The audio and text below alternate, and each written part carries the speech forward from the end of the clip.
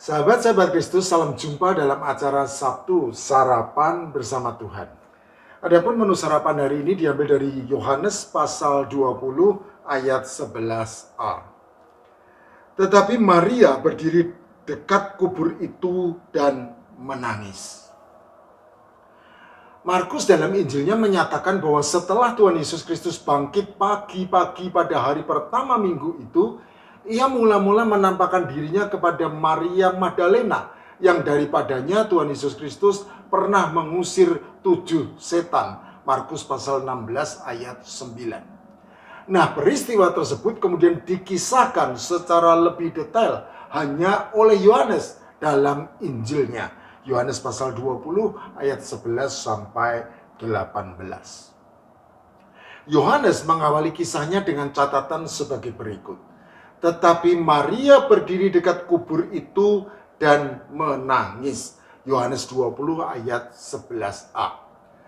Kata tetapi menunjukkan bahwa kalimat setelahnya terhubung dengan kalimat sebelumnya yang berisi penjelasan bahwa Simon dan Yohanes pulang ke rumah setelah melihat kubur Tuhan Yesus Kristus yang kosong, sebagaimana kabar yang telah mereka terima dari Maria Magdalena. Yohanes pasal 20 ayat 1 sampai 10. Jadi kita bisa menilai betapa besarnya kasih Maria Magdalena kepada Tuhan Yesus Kristus dari betapa besarnya rasa kehilangan yang melarakan hatinya. Itulah sebabnya meskipun semua orang sudah pergi meninggalkan kubur kosong tersebut, ia tetap berdiri dekat kubur kosong itu dan menangis. Mengapa Maria Magdalena menangis? Jelas karena ia sangat sedih. Dan bukankah memang demikian yang dilakukan oleh kaum perempuan pada umumnya? Jadi seharusnya pertanyaan tersebut tidak perlu diajukan.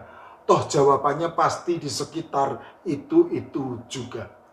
Tetapi ternyata pertanyaan sederhana tersebut diajukan juga oleh malaikat-malaikat yang menampakkan diri mereka kepada Maria Magdalena, sebagaimana dikisahkan oleh Yohanes dalam Injilnya.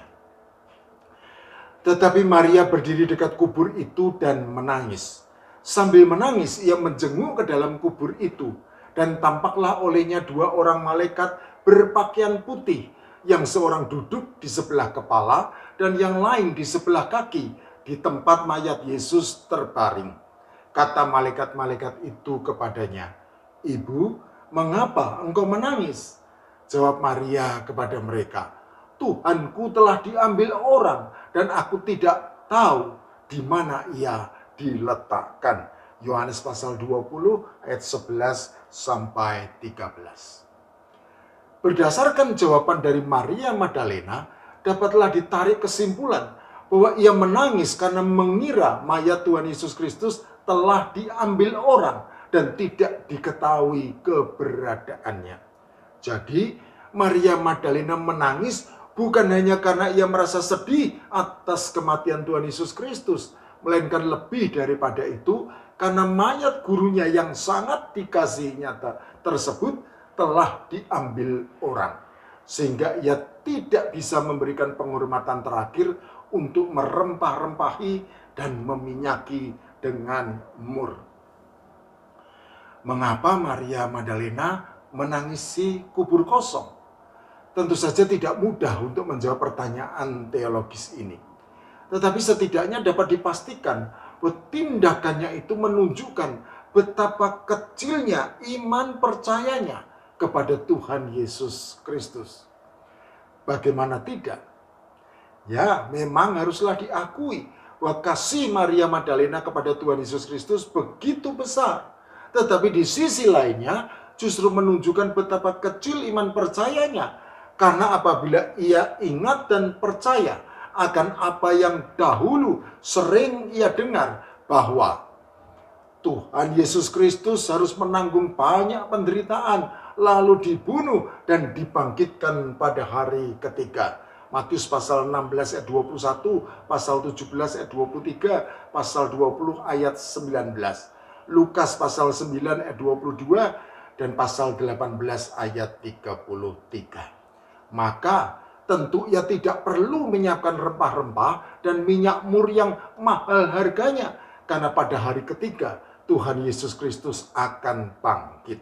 Dan tentu dengan alasan yang sama, maka ia juga tidak perlu menangis ketika mendapati kubur Tuhan Yesus Kristus itu kosong. Maria Magdalena entah tidak ingat atau sementara tidak ingat, berhubung dilanda kesedihan yang sangat mendalam. Yang pasti karena hal itu, maka ia tidak pernah berpikir tentang Tuhan Yesus Kristus yang bangkit. Itulah sebabnya ia menangisi kubur kosong. Ironis memang, yang mengasihi Tuhan Yesus Kristus tidak ingat segala apa yang dikatakannya. Sebaliknya, yang membenci Tuhan Yesus Kristus justru ingat, sehingga kemudian mengambil tindakan yang dianggap perlu untuk mencegah hal tersebut terjadi. Matius dalam Injilnya mencatat sebagai berikut.